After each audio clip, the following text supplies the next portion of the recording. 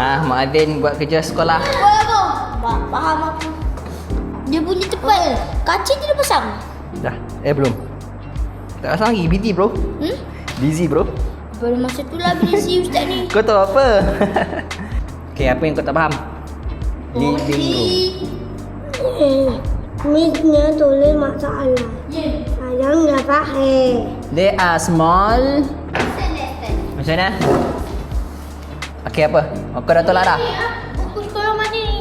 Okay, biar Ustaz cek. 100 tolak 28 kosong. Kosong. Jadi ni 14. Ini salah ni. Salah ni. Macam mana ustaz? Okay, macam mana? Okay, sini. Mana salah? Ada salah ni. Okay. Mana pensel? Sip bagi Ustaz pensel. Ustaz. Kau bagi tahu 100 tolak. Ambil sini benda kecil. Tengok ni.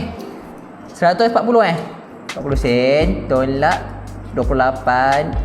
Sekarang ni kosong tolak kosong. Sifar. 4 tolak 5 tak boleh.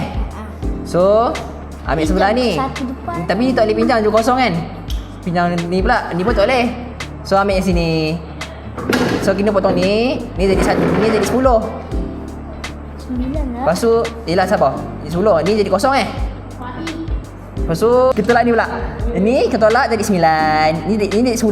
Faham tak? Ni 10 sekarang. 14 tolak 5? 9. Okey, ni 9 tolak 8 berapa?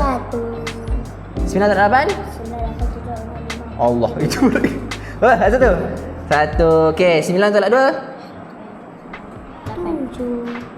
7. Simple. Dah siap. Ni apa je? Ni salah ni jawapan kau ni. So, padam. Nanti buat baru. Tu. Alright? Salah. So, buat.